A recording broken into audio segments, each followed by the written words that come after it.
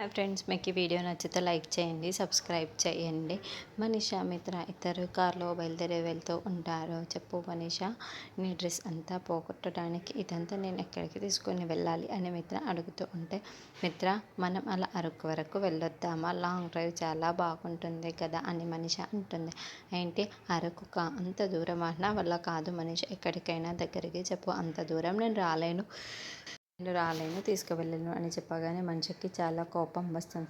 కార్ని ఆపేసే మిత్ర అని చెప్పడంతో మిత్ర సడన్గా కార్ ఆపేస్తూ ఉంటాడు. మనిష వెంటనే కార్ దిక్కి బొంగమూతి పెట్టేసి చాలా కోపంగా కార్ బయట నిల్చొని ఉంటుంది. ఏమైంది మనిష, ఎందుకు ఇలా కార్ని ఆపమన్నావు, ఎందుకు కోపంగా ఉన్నావు అని మిత్ర ప్రశ్నిస్తూ ఉంటాడు.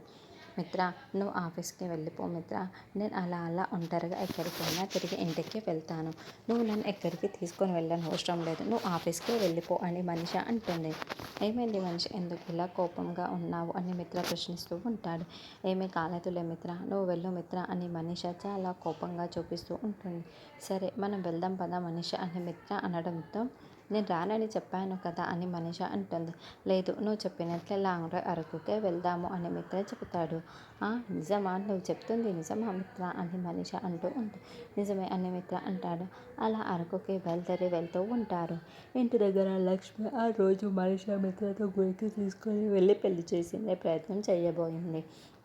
మరి ఇప్పుడు ఎక్కడికి తీసుకువెళ్తుందో, ఏం చేయబోతుందో అని లక్ష్మి ఆలోచిస్తూ ఉంటే, లక్ష్మి ఈరోజు మిత్రని అరకుకు తీసుకువెళ్ళి నేను ఏం చేస్తానో చూడు, నీకు మైండ్ బ్లాంక్ అయిపోతుంది చూడు అని మనిష మనసు అనుకుంటూ ఉంటుంది.